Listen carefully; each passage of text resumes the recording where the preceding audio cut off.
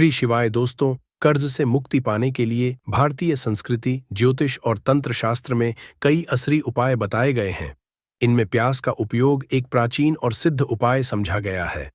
प्याज को नकारात्मक ऊर्जा और शत्रुओं असर को समाप्त करने के लिए अत्यधिक असरशाली समझा जाता है।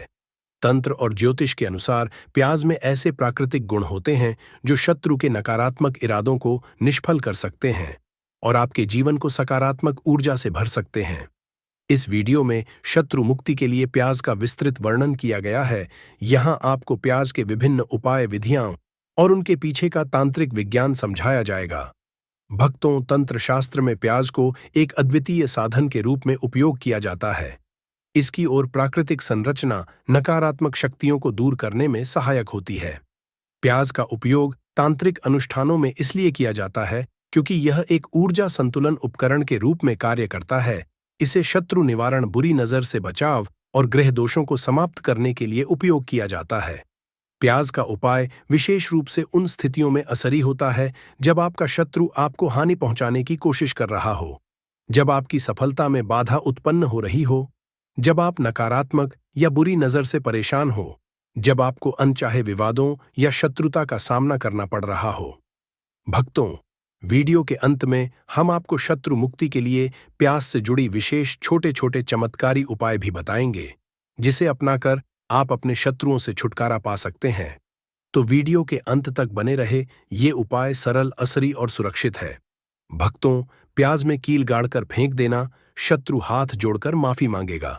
भक्तों, आज की वीडियो में ऐसा उपाय आपके लिए लेकर आए हैं जिससे आपके लाख क्या करोड़ों भी परास्त हो जाएंगे और कभी भी लौटकर आपके जीवन में शत्रु नहीं आएंगे। अगर आप प्याज में एक कील गाड़कर इसे फेंक देते हैं तो कील और प्याज से अब आपके शत्रुओं की छुट्टी हो जाएगी और शत्रु जो है वह हाथ जोड़कर माफी मांगेंगे। मतलब सोचेंगे कि उन्होंने आपसे शत्रुता करने के बारे में क्यों सोचा और उन्होंने आपसे शत्रुता क्यों की। अब देखिए, अगर गुप्त शत्रु भी है, क्योंकि देखिए, गुप्त शत्रु जिन लोगों के होते हैं वो भी व्यक्ति को बहुत परेशान करते हैं, तब भी आप देखेंगे कि आपके जो गुप्त हैं वो भी परास्त हो जाएंगे और सामने से जो आपको परेशान कर रहे हैं उनकी भी आपके जीवन से छुट्टी हो जाएगी। कभी आपसे शत्रुता नहीं करेंगे, या मान लीजिए आपको पता ही नहीं है कि आपके शत्रु कितने हैं या कौन आपका शत्रु है, क्योंकि कभी कभी शत्रु जो है वह मित्र के रूप में भी आ जाता है। मतलब हमारा मित्र बनकर हमारे जीवन में आता है, जिन्हें पहचानना बहुत मुश्किल है। मान लीजिए आपको आपके शत्रु का नाम नहीं पता, यह भी नहीं पता कि शत्रु कितने हैं, यह भी नहीं पता कि शत्रु है और किस तरह से आपको कितना नुकसान कर रहा है। तब भी आप इस उपाय को करिए, क्योंकि अगर पावरफुल भी शत्रु है, बहुत ताकतवर है या बहुत कुछ आपके ऊपर करा रखा है या कराने के बारे में सोच रहा है, समझ लीजिए कि उसका सभी कुछ किया कराया इस उपाय को करने से तुरंत दूर होगा। तो शत्रु ने चाहे बंधनवार आपकी बुद्धि का करवा दिया हो, आपकी दुकान का करा दिया हो, आपके बिजनेस का करा दिया हो, वो भी खुल जाएगा और आप विश्वास मानिए कि आपके जीवन में जो दुख और कष्ट आ रहे हैं न, उनसे आपको हमेशा के लिए छुट्टी मिल जाएगी। मतलब कभी भी आपके घर में फिर दुर्घटनाएं नहीं होगी, कर्जे जैसी समस्याएं नहीं बढ़ेंगी और लड़ाई झगड़ा भी बिल्कुल आपके घर से, आपके जीवन से दूर हो जाएगा। देखिए, होता क्या है, कभी कभी शत्रु इस तरह का किया कराया करवाते हैं कि घर के जो सदस्य हैं वह आपस में ही लड़ना शुरू कर देते हैं, क्योंकि जब घर में जो सदस्य हैं वह आपस में लड़ाई झगड़ा करते हैं, घर में क्लेश होता है, तो ऐसे घर में धन से जुड़ी समस्याएं भी आती हैं। उस घर में लक्ष्मी रूकती, जिस घर में लोग लड़ाई झगड़ा करते हैं आपस में, इसलिए शत्रु ज्यादातर लड़ाई झगड़ा करवा देते हैं। दूसरी चीज की जो व्यापारी होते हैं, जिनका अपना बिजनेस है, दुकान है, शॉप है और सामने दूसरे व्यक्ति की शॉप है, दूसरे व्यक्ति का व्यापार है। अब मान लीजिए आपका व्यापार तो बहुत अच्छे से चल रहा है और उस व्यक्ति का नहीं चल रहा। वो यह देखकर ही जलने लगते हैं, देखकर ईर्ष्या करने लगते हैं कि इनका काम, इनका व्यापार बहुत अच्छा चल रहा है और मैं यहां कुछ नहीं कर पा रहा हूं। तो वो जब कुछ नहीं कर पाते हैं तो शत्रुता निकालने लगते हैं, शत्रुता निभाने लगते हैं और ईर्ष्या की भावना मन में इस तरह से उनके उत्पन्न होती है कि कभी कभी इसका रूप जो है वह बड़ा हो जाता है। मतलब व्यक्ति हर वो बुरा काम करता है जिससे कि सामने वाला व्यक्ति जो है वह पूरी तरह बर्बाद हो जाए। तो ऐसे शत्रुओं से आपको हमेशा बचकर रहने की जरूरत है और इस छोटे से उपाय को करने की आवश्यकता है। उपाय करिए तो और देखिए कि आपके शत्रु कैसे परास्त होते हैं और कैसे के जीवन से निकलते हैं। तो चलिए जल्दी से बात कर लेते हैं। उपाय की किस तरह से प्याज में आपको कील गाड़ना है और इस प्याज को कहाँ फेंकना है और इस उपाय को किस दिन करना है, किस समय करना है। सबसे पहली बात कि इस उपाय को स्त्री हो या पुरुष कोई भी कर सकता है। तो वीडियो में आगे बड़े उपाय की बात करें उससे पहले जो लोग बालाजी महाराज के सच्चे भक्त हैं वह सबसे पहले तो वीडियो को लाइक करके चैनल को सब्सक्राइब कर लें, क्योंकि उन्हीं की कृपा से यह वीडियो आप तक पहुंची है। दूसरी कमेंट सेक्शन में जयकारा जरूर लगा दें। पूरी सच्ची श्रद्धा बालाजी महाराज लिख दें, जिससे बालाजी महाराज जल्दी से जल्दी आपकी मनोकामना को पूरा कर दें और आपके सारे कष्टों को हर लें। तो चलिए अब बात कर लेते हैं उपाय की। तो देखिए सबसे पहले आपको क्या करना है, एक साबुत प्याज लेनी है। प्याज जो आप लेंगे दो तरह की प्याज आती है, एक तो लाल रंग की प्याज होता है, एक हल्का रंग होता है। प्याज का ठीक है लाल से थोड़ा सा हल्का होता है। तो आप कोशिश करें कि जो रंग की प्याज होती है गहरे रंग की वो वाली प्याज लें, ठीक है। प्याज साबुत लेनी है, कटी हुई प्याज यहां पर आपको नहीं लेनी है, बिल्कुल साबुत प्याज लेना है। इसी के साथ आपको क्या करना है, एक लोहे की कील भी लेनी है। अच्छा कील जो आप यहां पर लेंगे वह नई कील आपको बिल्कुल नहीं लेनी है, पुरानी कील लेनी है। तो नई कील ना लें, आपके घर में ही आप ढूंढें कोई पुरानी कील पड़ी हो वह आप ले लें, ठीक है। इसी के साथ आपको क्या करना है, काले रंग का मार्कर पेन लेना है, ठीक है। मार्कर इसलिए कि वो अच्छे से चल जाता है। यहां पर आप स्याही भी ले सकते हैं, स्याही से भी आप लिख सकते हैं।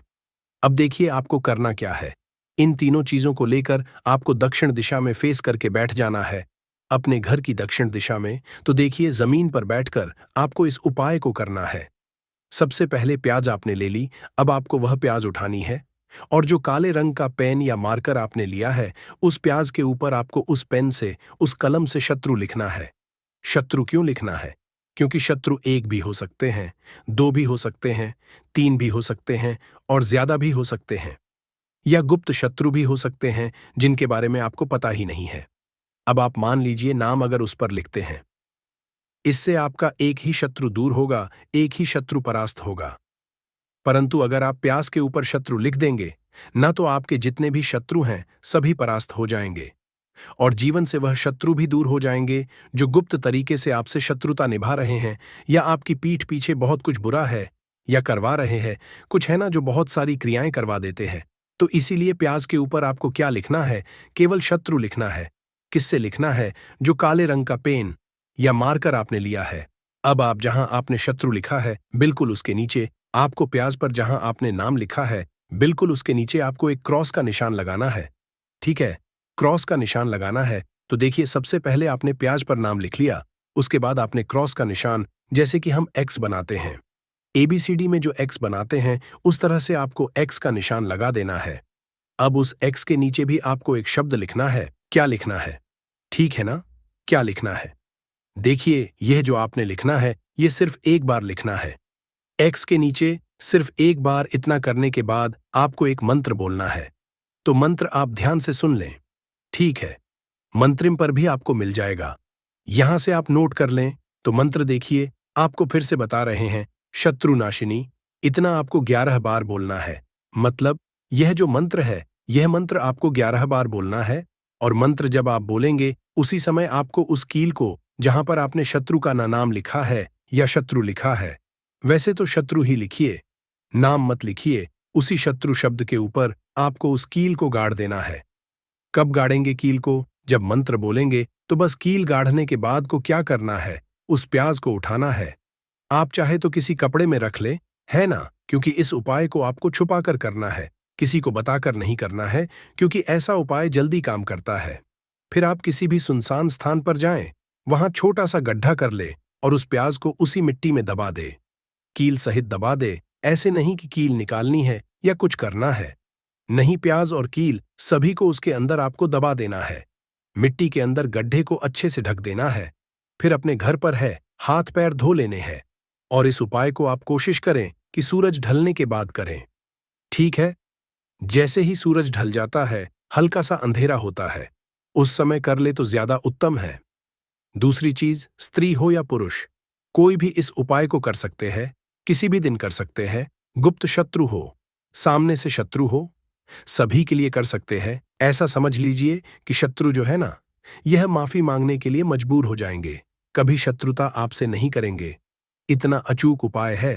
आइए भक्तों, प्यार जुड़ी छोटे छोटे सरल उपाय जान लेते हैं, जिसे हम अपने जीवन में आजमाकर अपने शत्रुओं से छुटकारा पा सकते हैं। यह उपाय छोटे छोटे सरल उपाय है, मगर शत्रु मुक्ति के लिए सिद्ध और बहुत ही चमत्कारी उपाय है। जैसे पहला सरल उपाय है, शत्रु बाधा समाप्त करने के लिए प्याज और काला धागा का उपाय। यह उपाय शत्रु के बुरे असर को कमजोर करने और आपकी रक्षा करने के लिए किया जाता है। कैसे करना है? सबसे पहले आप एक लाल प्याज, काला धागा और सिंदूर ले लें। फिर किसी शनिवार के दिन यह उपाय करें। सबसे पहले एक लाल प्याज लें, फिर प्याज को काले धागे से 7 बार लपेटें और फिर उस पर थोड़ा सिंदूर लगाएं और शत्रु का नाम लेते हुए हनुमान जी से शत्रु बाधा से मुक्त होने की प्रार्थना करें। फिर आप इसे किसी चौराहे पर जाकर छोड़ दें। ऐसा करने से शत्रु की नकारात्मक ऊर्जा कमजोर हो जाएगी और उसका असर समाप्त होगा। दूसरा सरल उपाय है बहते जल में प्याज प्रवाहित करना। कैसे करना है? सबसे पहले किसी भी मंगलवार को एक ताजा लाल प्याज लें। आप उस पर अपनी समस्या का ध्यान करते हुए हनुमान चालीसा का पाठ करें। फिर आप प्याज को बहते हुए जल, जैसे नदी या नहर में प्रवाहित कर दें। यह उपाय शत्रु की नकारात्मक ऊर्जा को बहा ले जाता है और आपकी रक्षा करता है। तीसरा सरल उपाय है नींबू और प्याज का शक्तिशाली उपाय। कैसे करना है? सबसे पहले एक नींबू, एक लाल प्याज और काला धागा ले। फिर एक नींबू और प्याज को लेकर काले धागे से बांध दें। फिर आप इसे मंगलवार या शनिवार को पीपल के पेड़ के नीचे रख दें। प्रक्रिया के दौरान आप हनुमान चालीसा का पाठ करें। यह उपाय शत्रु के बुरे इरादों को समाप्त करता है और जीवन में शांति लाता है। चौथा सरल उपाय है प्याज को सिर से उतारने का उपाय। कैसे करना है? सबसे पहले किसी भी मंगलवार या शनिवार को एक लाल प्याज ले, फिर इसे अपने सिर से 7 बार उतारें। फिर इस दौरान भगवान हनुमान का ध्यान करें और मंत्र हनुमते नमः मंत्र का जाप करें। फिर इसके बाद प्याज को जलते हुए कोयले पर रखकर जला दें। यह उपाय शत्रु के बुरे भाव को जलाकर समाप्त कर देता है। पांचवा सरल उपाय है कार्य में बाधा हटाने के लिए प्याज का उपाय। कैसे करना है? सबसे पहले एक सफेद प्याज लेना है। यदि शत्रु आपके कार्यों में बाधा डाल रहा है तो अपने कार्यस्थल पर एक सफेद प्याज रखें। फिर आप हर शुक्रवार को इस प्याज को बदल दें। फिर पुराने प्याज को किसी बहते हुए पानी में प्रवाहित कर दें। यह उपाय शत्रु की नकारात्मकता को दूर करेगा और आपके कार्यों में सफलता लाएगा। छठा सरल उपाय है हवन में प्याज का उपयोग करना है। सबसे पहले किसी शुभ दिन पर हवन का आयोजन करें। फिर हवन सामग्री में प्याज के छोटे टुकड़े डालें। फिर आप हवन के दौरान मंत्र एयूएम इस मंत्र का जाप करें। यह उपाय शत्रु बाधाओं को समाप्त कर सकारात्मक ऊर्जा को आकर्षित करता है। सातवां सरल उपाय है प्याज और मिर्ची का तांत्रिक उपाय। कैसे करना है? सबसे पहले किसी भी मंगलवार या शनिवार को एक लाल प्याज और 7 हरी मिर्च ले। फिर आप इन्हें अपने सिर से 7 बार उतारें। फिर इसके बाद इन्हें चौराहे पर रख दें। यह उपाय शत्रु के असर को नष्ट कर देता है। आठवां सरल उपाय है शत्रु की नकारात्मकता रोकने का उपाय। कैसे करना है? सबसे पहले एक लाल प्याज ले और उस पर सिंदूर लगाएं। फिर आप इसे अपने घर के मुख्य दरवाजे के पास रखें। यह उपाय शत्रु की नकारात्मकता को आपके घर में प्रवेश करने से रोकता है। भक्तों, प्याज के उपाय करते समय विशेष सावधानियां जो आपको जानना जरूरी है, जैसे स्नान और शुद्धता। उपाय करने से पहले स्नान करें और कपड़े पहने। अगला है सही स्थान का चयन। उपाय को चुपचाप और एकांत स्थान पर करें। अगला है भरोसा विश्वास रखना। उपाय करते समय संदेह न रखें और पूरी श्रद्धा से करें। मन में विश्वास रखते हुए उपाय करें। अगला है गोपनीयता। उपाय करने के बाद इसे किसी के साथ साझा न करें। किसी न बताए कि मैंने ऐसे ऐसे उपाय किया है। अगला है शुभ समय उपाय के लिए। मंगलवार, शनिवार या अमावस्या का दिन विशेष रूप से शुभ होता है। भक्तों, आप प्याज के उपाय के साथ ध्यान और मंत्र साधना आवश्यक है। यह उपाय की असरशीलता को बढ़ाता है और सकारात्मक ऊर्जा को आकर्षित करता है। प्रतिदिन आप ओम हनुमते नमः मंत्र का 108 बार जाप करें। हनुमान चालीसा या दुर्गा चालीसा का नियमित पाठ करें। सुबह या रात को ध्यान करें और भगवान से शत्रु बाधाओं से मुक्ति की प्रार्थना करें। भक्तों, प्याज के उपायों के पीछे का वैज्ञानिक और आध्यात्मिक तर्क भी है। जैसे प्याज के गंध का असर। प्याज की तीव्र गंध नकारात्मक ऊर्जा को समाप्त करती है। प्याज में ऊर्जा। प्याज का उपयोग ऊर्जा संतुलन के लिए किया जाता है, जिससे शत्रु के बुरे असर कमजोर हो जाते हैं। प्याज में प्राकृतिक शक्ति। प्याज की संरचना नकारात्मक शक्तियों को रोकने के लिए असरी होती है। प्याज का उपयोग शत्रु से मुक्ति पाने के लिए एक प्राचीन और असरी उपाय है। इसे सही विधि और श्रद्धा के साथ किया जाए तो यह उपाय शत्रु की नकारात्मकता को समाप्त कर सकता है और आपके जीवन में शांति और सफलता ला सकते हैं। सावधानीपूर्वक और पूर्ण विश्वास के साथ इन उपायों को अपनाएं और अपने सकारात्मकता और शत्रु मुक्त बनाएं। तो बहुत अच्छे से उपाय आपको बताने का प्रयास किया है। अगर कुछ ऐसा जो आपको नहीं समझ आया हो, कुछ पूछना हो, तो कमेंट सेक्शन में आप पूछ सकते हैं। दूर करने के लिए उपाय जरूर करना चाहिए। तो आज का समय ऐसा है जिस समय में आपको बहुत आसानी से किसी न किसी व्यक्ति के शत्रु मिल जाएंगे। जो व्यक्ति अपने जीवन में आगे बढ़ रहा होगा, पैसा कमा रहा होगा, सफलता जिसे मिल रही है, उसके एक नहीं 1000 शत्रु बन जाते हैं। क्योंकि यह कलयुग है और आज के समय पर आपसे जलने वालों की संख्या बहुत अधिक होती है। इसीलिए आपको हमेशा अपने जो है उनसे बचकर रहने की जरूरत होती है। और कुछ ऐसे उपाय हैं जिन्हें आप कर लेते हैं तो ऐसा समझ लीजिए कि शत्रु कितने भी ताकतवर क्यों ना हो, आपका कुछ नहीं बिगाड़ पाते हैं। तो शत्रु कितना भी ताकतवर क्यों ना हो, उसका पसीना छूट जाएगा। शत्रु पूरी तरह शांत होगा। जब कपूर का यह उपाय आप करेंगे, सही तरीके से देखिए। कपूर वैसे भी बहुत चमत्कारी है। आपके घर में सकारात्मक ऊर्जा को बढ़ाता है। भूत प्रेत, नेगेटिव एनर्जी, इन सारी चीजों को आपके घर से दूर करता है। और जिस घर में जलाया जाता है वहां पर हमेशा धन की वर्षा होती है। वहां पर हमेशा धन की देवी मां लक्ष्मी वास करती है। तो कपूर के उपाय आपको नजर दोष से भी बचाएंगे, आपके शत्रुओं को शांत करेंगे, शत्रुओं से मुक्ति दिलाएंगे और 1000 शत्रु भी आपका बाल भी बांका नहीं कर सकते जब आप कपूर का यह छोटा सा उपाय कर लेते हैं। अब देखिए, अगर आप भी अपने जीवन में लगातार धन को, पैसे को लेकर परेशान हैं, आपके धन के सारे रास्ते जीवन में बंद होते जा रहे हैं, घर में कहीं से भी पैसा नहीं आ रहा है और जो पैसा है वह आपका दवाइयों में जा रहा है, दुर्घटनाओं में जा रहा है, या धन की कमी इतनी ज्यादा आपके घर में आ गई है कि कर्जा तक आपको लोगों से उधार लेना पड़ रहा है, तो बिल्कुल से आप कपूर का यह उपाय करें, क्योंकि यह एक ऐसा चमत्कारी उपाय है जो रातों रात आपके जीवन के सारे कष्टों को, सारे दुखों को दूर कर देगा। तो छोटा सा कपूर आपके भाग्य में वृद्धि करेगा, शत्रुओं से छुटकारा दिलाएगा और धन हानि भी आपके घर में पूरी तरह से रुक जाएगी। मतलब कभी भी पैसे को लेकर आप परेशान नहीं रहेंगे। जो लोग अपने घर की बुरी शक्तियों से परेशान हैं, क्योंकि बहुत सारे लोग ऐसे होते हैं जिनके घर में कहीं ना कहीं बुरी शक्तियां, नेगेटिव एनर्जी, नजर दोष जैसी चीजें बहुत ज्यादा होती हैं, जिसकी वजह से उनके घर के सदस्य बीमार रहते हैं या उनके घर में दुर्घटनाएं बहुत होती हैं, घर में क्लेश बहुत होता है और धन की हानि भी घर में होती रहती है। तो कपूर अपने घर में, जलाइन कपूर जो है, ये बहुत सकारात्मक ऊर्जा लिए होता है। इसके अंदर बहुत ज्यादा सकारात्मक ऊर्जा होती है और बुरी शक्तियों को तुरंत आपके घर से निकाल देता है। तो वीडियो में आगे बड़े उपाय की बात करें उससे पहले जो लोग बालाजी महाराज के सच्चे भक्त हैं, वह सबसे पहले तो वीडियो को लाइक करके चैनल को सब्सक्राइब कर लें, क्योंकि उन्हीं की कृपा से यह वीडियो आप तक पहुंची है। दूसरी चीज की कमेंट सेक्शन में जयकारा जरूर लगा दें। पूरी सच्ची श्रद्धा से जय बालाजी महाराज लिख दें, जिससे बालाजी महाराज जल्दी से जल्दी आपकी मनोकामना को पूरा कर दें और आपके सारे कष्टों को हर लें। तो चलिए अब बात कर लेते हैं उपाय कैसे कपूर आपको शत्रुओं से छुटकारा दिलाएगा। और कपूर जब आप अपने घर में जलाते हैं तो एक सुरक्षा कवच आपके घर में बना रहता है, जिसके बाद कोई भी बुरी शक्ति न तो घर में घुस पाती है और अगर घर में होती भी है तो घर से तुरंत बाहर निकलती है। दूसरी चीज, नजर अगर किसी को लगी है तो वह नजर दूर हो जाती है और कभी किसी को नजर लगती नहीं है। जब आप कपूर अपने घर में जलाते हैं तो छोटा सा दिखने वाला कपूर आपके जीवन के बड़े बड़े कष्टों को, बड़े बड़े दुखों को दूर कर देता है। शत्रुओं की संख्या चाहे कितनी भी हो, चाहे एक शत्रु है, 1000 शत्रु है, वो भी आपसे दूर हो जाते हैं। आपको उन सारे शत्रुओं से छुटकारा दिलाता है ये छोटा सा कपूर।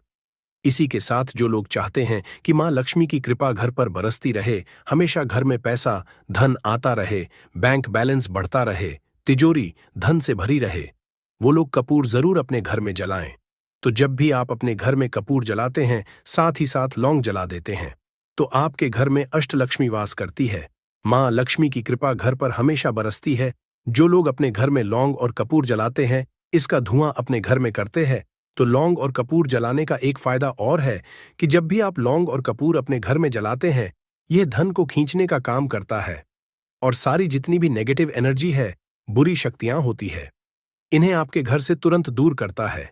अब देखिए, मंगलवार का जो दिन है, यह दिन समर्पित होता है श्री हनुमान जी को, मतलब संकट मोचन हनुमान जी ही है, जो आपके जीवन के सारे संकटों को दूर, आपके शत्रुओं से भी आपको छुटकारा दिलाएंगे, कर्ज से भी आपको मुक्ति दिलाएंगे और आपके जितनी भी धन से जुड़ी समस्याएं हैं, उन्हें भी आपके जीवन से दूर करेंगे। संकट मोचन हनुमान जी। तो जो कपूर का उपाय आपको घर पर करना है, वह मंगलवार के दिन करना है। तो बात कर लेते हैं उपाय को करना किस तरह से है, कितनी चीजें आपको लेनी है। तो सबसे पहले तो 3 कपूर लेने हैं, साथ ही साथ आपको लेनी है 5 साबुत लौंग, लौंग एकदम से साबुत लेनी है, टूटी हुई ना हो, खंडित ना हो। अब मंगलवार आपको यह दोनों चीजें लेकर घर के मंदिर में आपको बैठ जाना है। उपाय मंगलवार का है और शाम के समय करना है और अपने घर पर करना है। अब बैठने के बाद सबसे पहले एक देसी घी का दीपक जलाकर रख देंगे, या चमेली के तेल का दीपक आप जलाकर रख सकते हैं। इसके बाद आपको हनुमान चालीसा का पाठ करना है। अगर हनुमान चालीसा का पाठ नहीं कर पा रहे हैं, तो जय श्री राम, जय सीताराम, जय श्री राम, जय सीताराम कम से कम आपको 108 बार बोलना है। अब आपको संकट मोच हनुमान जी के सामने 5 लौंग और 3 कपूर को रखकर किसी बड़े से दीपक में रखकर जला देना है, या किसी बड़े से बर्तन में रखकर जलाना है, और इसका धुआं सबसे पहले घर के मंदिर में आपको दिखाना है। फिर पूरे घर में इसका धुआं आपको दिखाना है, जितने भी कमरे हैं, जितने भी रूम्स हैं, सभी जगह पर यह धुआं फैलाना है और संकट मोचन हनुमान जी का ध्यान करते जाना है। अब जब आप पूरे घर में घूम लेंगे, तब आपको जो कपूर की थाली है या मिट्टी का दीपक है, जो भी आपने लिया है, अपने घर के मंदिर में आपको लाकर रख देना है। अब हाथ जोड़कर सच्ची श्रद्धा से, पूर्ण निष्ठा से संकट मोचन हनुमान जी से प्रार्थना करनी है कि यह व्यक्ति मेरा शत्रु है, इस शत्रु से मेरी रक्षा करना और हमेशा अपनी कृपा मुझे देते रहना। तो देखिए, चाहे तो आपके शत्रु के बारे में आपको पता है, तब भी नहीं पता है, तब भी तो आपको ऐसे बोलना है कि मेरे जितने भी शत्रु हैं, सभी से मुझे छुटकारा दिला दीजिए और अपना आशीर्वाद हमेशा मुझ पर बनाए रखना। कभी मेरे घर में कोई संकट ना आए, मेरे कोई विपत्ति ना आए, इतनी कृपा आप कर देना। बस इस तरह से आपको प्रार्थना करनी है संकट मोचन हनुमान जी से। और इसके बाद लौंग और कपूर जब पूरी तरह जल जाएगा, कपूर तो जल जाएगा, लौंग की जो राख होगी उसे जल में मिलाकर, यानी पानी में मिलाकर अपने घर के मुख्य द्वार पर आपको डाल देना है। दोनों तरफ बाहर की तरफ डालेंगे, ठीक है। मुख्य द्वार पर उसे छिड़क देंगे। जितना भी वो राख होगी, थोड़े से जल में मिलाना है। ज्यादा जल ज्यादा पानी यहां पर आपको नहीं लेना है। तो जल में किस समय डालेंगे? सुबह के अगले दिन। यह उपाय तो आप मंगलवार के दिन करेंगे। और छिड़काव कब करना है? आपको बुधवार की सुबह को, ठीक है। ये चीज आपको ध्यान रखनी है। तो इस उपाय को करने से 1000 शत्रु भी है, वो भी शांत हो जाएंगे, उनसे छुटकारा मिल जाएगा, शत्रु से मुक्ति मिल जाएगी। और आपके शत्रु कितनी भी प्रयास कर लें, कितनी भी कोशिश कर लें, आपका कुछ नहीं बिगाड़ पाएंगे। और ऐसा समझ लीजिए, नजर दोष भी आपके घर से तुरंत दूर होती है जब आप इस उपाय को करते हैं। सबसे बड़ी बात, जब भी आप संकट मोचन हनुमान का कोई भी उपाय करेंगे ना, वह आपके घर पर कभी कोई संकट, कोई विपत्ति, कुछ ऐसी चीजें आपके घर पर नहीं आने देते हैं, क्योंकि कलयुग के देवता हैं हनुमान जी। और जब भी आप अपने जीवन में बहुत हार चुके हों, आपको ऐसा लगे कि आज मेरा साथ देने वाला कोई नहीं है, पूरी सच्ची श्रद्धा से आप संकट मोचन हनुमान जी का पूजन करें और फिर देखें कि कैसे आपके जीवन के बड़े से बड़े दुहक भी दूर होते हैं। तो बालाजी महाराज की कृपा हमें हमेशा मिलती रहेगी। आप अपने घर में मंगलवार के दिन यह लौंग कपूर वाला उपाय, साथ ही साथ अगर आप संकट मोचन हनुमान जी को एक लाल रंग का फूल अर्पित करते हैं, मतलब लाल फूल उनको चढ़ा देते हैं, तो वह बहुत जल्दी आपकी मनोकामना को पूरा कर देते हैं। तो फूल उन्हें जरूर से आप मंगलवार के दिन एक फूल उनको जरूर चढ़ाएं। तो भक्तों, आइए वीडियो के अंत में कपूर से जुड़ी कुछ विशेष छोटी छोटी मगर चमत्कारी सरल उपाय जान लेते हैं। जिसे अपनाकर हम अपने जीवन से शत्रुओं से छुटकारा पा सकते हैं। जैसे पहला सरल उपाय है रोजाना कपूर जलाना। कपूर एक साधारण लेकिन असली उपाय है। रोजाना सुबह और शाम अपने घर में कपूर जलाए। इसे जलाते समय आप ओम नमः शिवाय या ओम हनुमते नमः मंत्र का जाप करें। यह उपाय नकारात्मक शक्तियों को दूर भगाने और शत्रु के असर को समाप्त करने में मदद करता है। दूसरा सरल उपाय है कपूर और लौंग का उपाय। एक पीतल की कटोरी ले और उसमें 2 कपूर के टुकड़े और 3 लौंग डालें।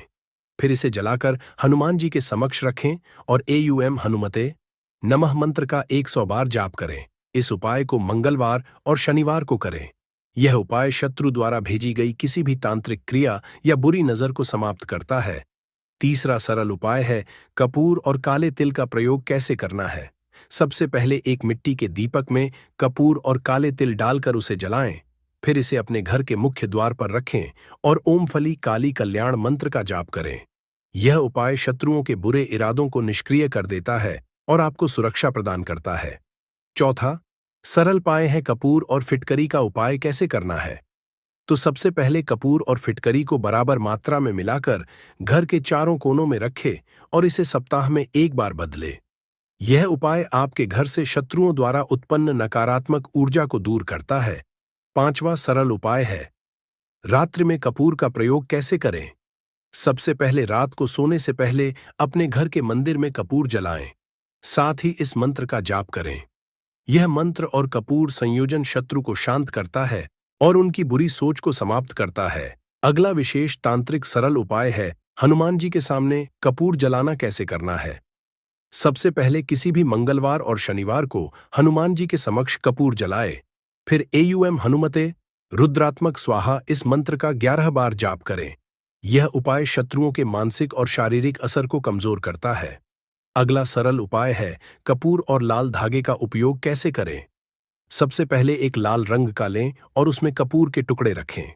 फिर इसे अपने दाहिने हाथ से घुमाकर शत्रु का नाम लेते हुए किसी बहते जल में प्रवाहित कर दें। यह उपाय शत्रु की ऊर्जा को समाप्त करता है और आपको सुरक्षित रखता है। अगला सरल उपाय है कपूर का ताबीज। बनाना कैसे बनाना है। सबसे पहले एक कपूर को पीसकर एक चुटकी काले तिल और चांदी की छोटी शीशी में भरें। फिर जेड इसे लाल धागे में बांधकर अपने गले या दाहिने हाथ में पहने। यह ताबीज आपको हर तरह की नकारात्मकता और शत्रु बाधाओं से है। अगला सरल उपाय है कपूर और नींबू का उपाय कैसे करना है। सबसे पहले एक नींबू को 4 हिस्सों में काटें और उसमें कपूर के छोटे टुकड़े डालें।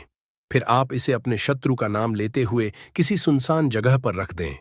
यह उपाय शत्रु की नकारात्मकता को रोकने और उनकी बुरी सोच को निष्क्रिय करने में मदद करता है।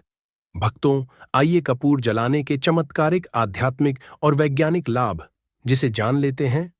जैसे कपूर वातावरण को शुद्ध करता है और सकारात्मक ऊर्जा फैलाता है। कपूर शत्रुओं की बुरी नजर और तंत्र मंत्र से सुरक्षा प्रदान करता है। कपूर मानसिक शांति और आध्यात्मिक शक्ति को बढ़ावा देता है। कपूर शत्रु के नकारात्मक असर को कम करता है और आपको आत्मविश्वास प्रदान करता है। भक्तों, शत्रु मुक्ति के लिए कपूर के उपायों के साथ मंत्र जाप करना अनिवार्य है। जो आगे के वीडियो में हम कुछ महत्वपूर्ण मंत्र आपको बता रहे हैं। आप चाहे तो इसे किसी कॉपी में नोट करके रख लें। पहला है हनुमान मंत्र। यह शत्रुओं के नकारात्मक असर को समाप्त करने में मदद करता है। दूसरा है दुर्गा मंत्र। ओम इस मंत्र का जाप करने से दुर्गा माता की कृपा हासिल होती है और शत्रु शांत हो जाते हैं। तीसरा है शिव मंत्र। ओम सुगंधि। यह मंत्र शत्रुओं से मुक्ति दिलाने और आपके जीवन में शांति लाने में सहायक होता है। भक्तों, इन सभी उपायों को करते समय कुछ सावधानियां और सलाह है जिसे जानना बहुत ही आवश्यक है। जैसे कपूर के उपाय लेते समय पूरी निष्ठा और विश्वास रखें। अगला सावधानी है पूजा स्थान को साफ सुथरा रखें और सकारात्मक सोच बनाए रखें। अगला सावधानी है उपाय करने से पहले स्नान करके शुद्ध हो जाए। अगला सावधानी है कोई भी उपाय करने के दौरान शत्रु का नाम बार बार मन में लें, लेकिन इसे दूसरों के सामने न बोलें। अगला सावधानी है यदि उपाय जटिल लगता है तो किसी अनुभवी व्यक्ति या पंडित की सहायता लें। भक्तों, कपूर के उपाय शत्रु मुक्ति के लिए अत्यंत असरी है। यह आपके जीवन में ऊर्जा का संचार करता है और शत्रुओं के बुरे असरों से आपको बचाता है। इन उपायों को नियमित रूप से करने से न केवल शत्रु बाधाओं से मुक्ति मिलती है, बल्कि मानसिक शांति और आत्मविश्वास भी बढ़ता है। पूरी श्रद्धा और विश्वास के साथ इन उपायों को करें और अपने जीवन को सुखद बनाएं। भक्तों, इसी के साथ आपको कुछ भी ऐसा जो समझ नहीं आया हो तो कमेंट सेक्शन में आप पूछ सकते हैं, और वीडियो को लाइक कर जयकारा लगाना बिल्कुल ना भूलें, जिससे कि बालाजी महाराज की कृपा आपके ऊपर हमेशा रहे। तो जय श्री राम, जय सीताराम जरूर लिखकर जयकारा लगाएं, जिससे कि बालाजी महाराज आपके ऊपर हमेशा कृपा बरसाते रहें, मदद कर सकती है। दोस्तों, हम बार जीवन में छोटी छोटी चीजों को नजरअंदाज कर देते हैं, लेकिन वहीं कुछ चीजें हमारे भाग्य पर अच्छा बुरा असर डालती हैं। घड़ी की ही तरह घर में और भी कुछ चीजें हैं जो आपके वास्तु दोष का कारण बनती है और आपकी परेशानी की वजह बनती है। तो आइए पहले जान लें, क्या आपको अपने घर में वास्तु दोष के बारे में कैसे पता लगता है और किस तरह से आप बड़ी ही आसानी से इसे कर सकते हैं। दोस्तों, वास्तुशास्त्र के अनुसार किसी भी घर में वास्तु दोष होने से सुख, शांति और पारिवारिक उन्नति में बाधा पैदा होती है। वास्तु दोष के कारण पनपने वाली नकारात्मक ऊर्जा से व्यक्ति के भाग्य पर बुरा असर पड़ता है। साथ ही घर के लोगों को कई तरह की परेशानियों का सामना करना पड़ता है। दोस्तों, शास्त्रों के अनुसार अगर हम ये छोटे मोटे उपाय कर लें तो अपने घर नेगेटिव एनर्जी से छुटकारा पा सकते हैं।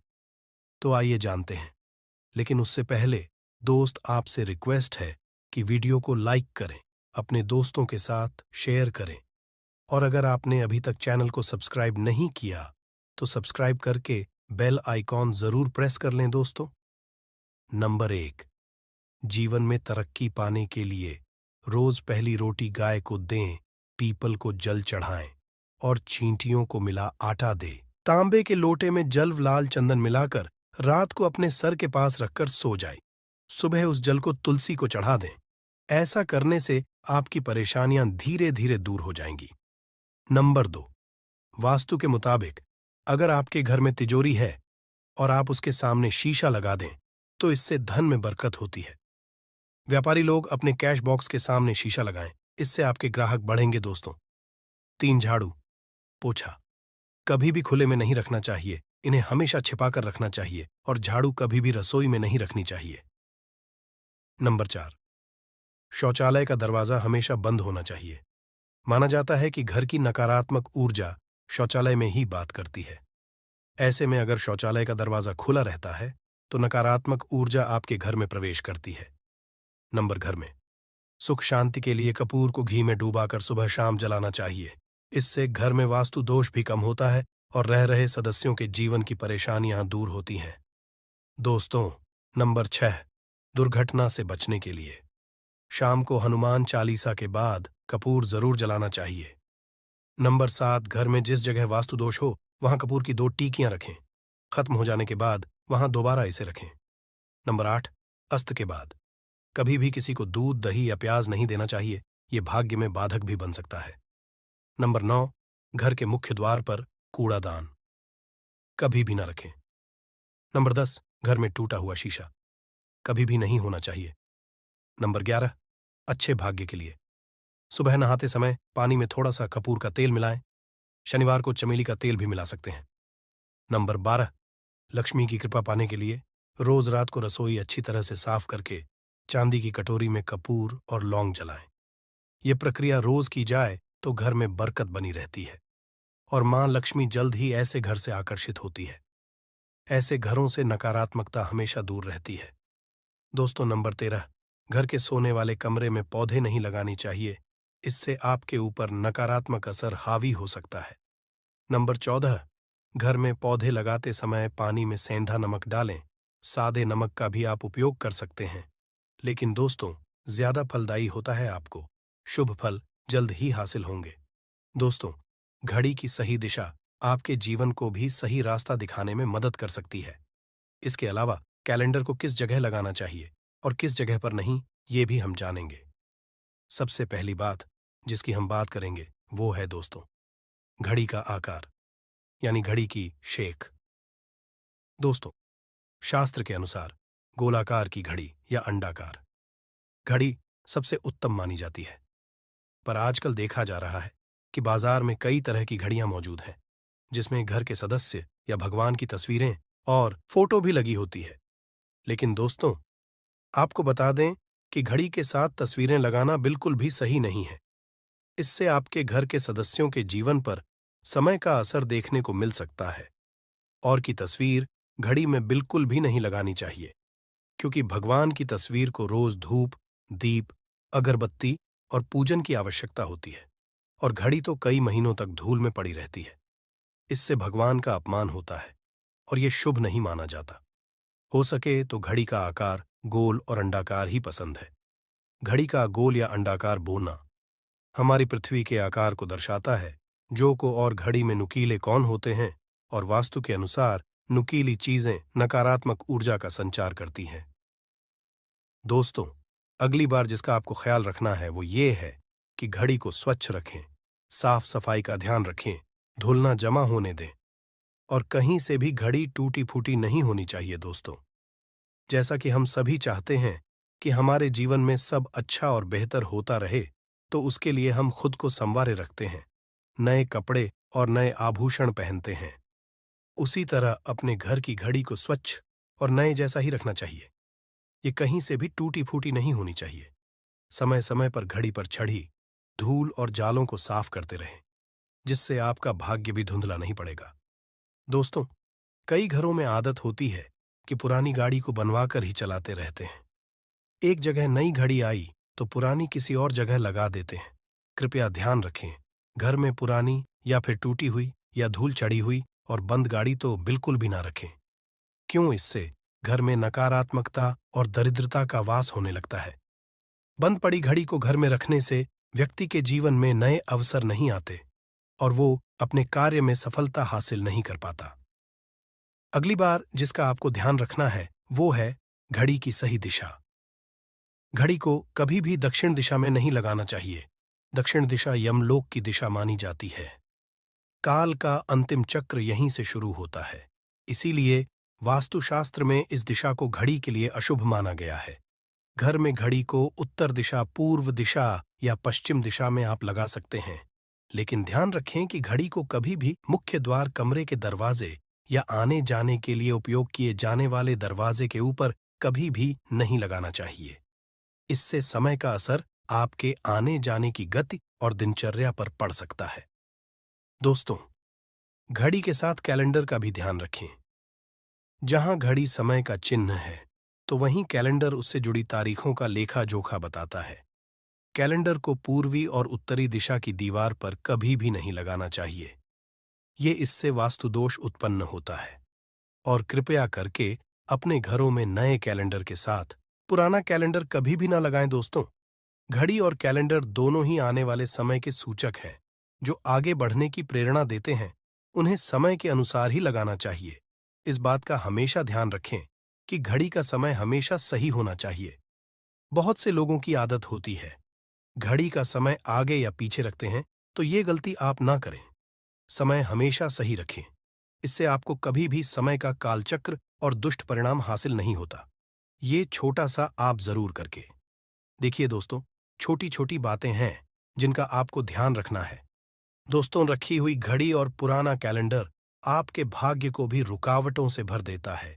इसीलिए वक्त के साथ आगे बढ़ते रहने के लिए घड़ी और कैलेंडर को बदलते रहिए, और कैलेंडर को कभी भी अपने सोने के कमरे में ना लगाएं, ना ही इसे कभी मुख्य द्वार पर टांगे। ये शुभ नहीं माना जाता। पुरानी घड़ी को दान में देना शुभ माना जाता है। इससे आपके जीवन से बुरा समय निकल जाता है। इसीलिए अगर आपके घर में कोई पुरानी घड़ी है जो टूटी फूटी ना हो और खराब ना हो, तो वो आप किसी जरूरतमंद को दान में जरूर दें। दोस्तों, हमारे हिंदू संस्कृति में प्रत्येक घर में प्रतिदिन पूजा पाठ करने की परंपरा है, और इसके लिए सभी अपने घरों में अपने आराध्य का छोटा सा ही क्यों ना हो, परंतु एक मंदिर अवश्य ही बनाते हैं। नियमित पूजा पाठ करने से न सिर्फ मानसिक शांति मिलती है, बल्कि पूरे घर में सकारात्मक ऊर्जा भी व्याप्त हो जाती है। परंतु यह बात भी सच है कि पूजा पाठ करने के कुछ नियम भी होते हैं, जिन्हें यदि हम कर देते हैं तो हमें हमारी पूजा का पूरी तरह से फल हासिल नहीं होता। पूजा करने के नियम प्राचीन काल से ही चले आ रहे हैं, जो कि एक ठोस धरातल पर आध्यात्मिक और वैज्ञानिक दोनों ही दृष्टिकोण से ध्यान में रखकर बनाए गए हैं, इसलिए हमें इन नियमों को बिल्कुल भी अनदेखा नहीं करना चाहिए। ऐसा ही एक महत्वपूर्ण नियम है नाद, यानी कि पूजा करते समय हम जब घंटी बजाते हैं, उसे बजाने के लिए शास्त्रों कुछ नियम निर्धारित किए गए हैं। शास्त्रों में देवताओं के सामने घंटी बजाने का बहुत अधिक महत्व बताया गया है, जिसे हम इस कृष्ण श्लोक के द्वारा समझ सकते हैं। आगम अर्थमतु देवानाम गमन अर्थम तु राक्षसाम घन्यथा रावम करुमियादो। देवता आह्वान चरण, इसका अर्थ है कि घंटी बजाने से देवताओं का आगमन और राक्षसों का गुमान होता है, और जो घंटियां राक्षसों से हमारी रक्षा करती है उसे हमारा नमन है। तो चलिए दोस्तों, जान लेते हैं कि पूजा करते समय जब हम घंटी बजाते हैं तो उसके पीछे क्या कारण है, घंटी को बजाने के क्या नियम है, और पूजा के वक्त घंटी बजाते समय होने वाली गलतियां कौन सी है जो हमें भूल कर भी नहीं करनी चाहिए। दोस्तों, क्या आपने कभी अपने घर के मंदिर में रखी हुई घंटी को ध्यान से देखा है? अगर आप ध्यान से देखेंगे तो आपको घंटी के ऊपरी हिस्से पर, यानी जहां से हम इसे पकड़ते हैं, उस पर गरुड़ बना हुआ देता है। अंततः घर पर जो हम घंटी इस्तेमाल करते हैं उसे गरुड़ घंटी कहा जाता है। पूजा करते समय गरुड़ घंटी का उपयोग भगवान को आमंत्रित करने, अर्थात भगवान का आवाहन करने के लिए किया जाता है, जिससे एक सुंदर ध्वनि से भगवान का आवाहन करने का आभास होता है। जब हम विधि विधान से पूजा करते हैं तो उसमें घंटी का उपयोग अवश्य रूप से करते हैं। पूजा संपन्न होने पर आरती करते विशेष रूप से नाद होना चाहिए, नहीं तो हमारी पूजा आदि अधूरी मानी जाती है। परंतु हम में से अधिकांश लोग इसे मात्र एक सामान्य प्रक्रिया मानते हैं और पूजा करते समय घंटी बजाना भूल जाते हैं। तो आइए जानते हैं उन नियमों के बारे में। मतलब आज की वीडियो पूरी तरह से आपके प्रश्नों पर आधारित है, जिनका उत्तर मैं आपको शास्त्रों के अनुसार देने का पूरा प्रयास करूंगा। तो वीडियो को पूरा जरूर देखें, और अगर आपको आज की वीडियो अच्छी लगे तो इसे लाइक जरूर कीजिए। जय मां लक्ष्मी आपके इस वीडियो को जो भी लाइक और चैनल को सब्सक्राइब करें, उसके जीवन में कभी भी धन की कमी ना होने देना। दोस्तों, हमारे प्राचीन शास्त्र की मान्यता है कि सृष्टि के निर्माण के समय सबसे पहले जो बड़ी सी ध्वनि निकली थी वह घंटी की आवाज के समान सुनाई दी थी। घंटी की ध्वनि में ओमकार नाथ का भी आभास होता है, इसलिए घंटी को ईश्वर की आवाज मानते हुए पूजा में स्थान मिला है। इसलिए घंटी का कभी भी अपमान न करें, और जिस तरह से देवी देवता की पूजा की जाती है वैसे ही घंटी की भी पूजा करनी चाहिए। दूसरी बात, घंटी को प्रणाम करके ही उसे बजाना चाहिए। बिना प्रणाम किए घंटी बजाना अच्छा नहीं समझा जाता। दोस्तों, आपने अक्सर यह महसूस किया होगा कि पूजा करते समय